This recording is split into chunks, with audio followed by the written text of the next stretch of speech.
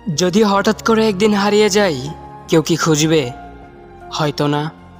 যদি আমার আইডি থেকে ভিডিও পোস্ট করা না হয়, কেউ কি মিস করবে? হয়তো না। ইনবক্সে মেসেজ আসবে কিন্তু সিন হবে না, রিপ্লাই পাবে না, পরে থাকবে ওইভাবেই।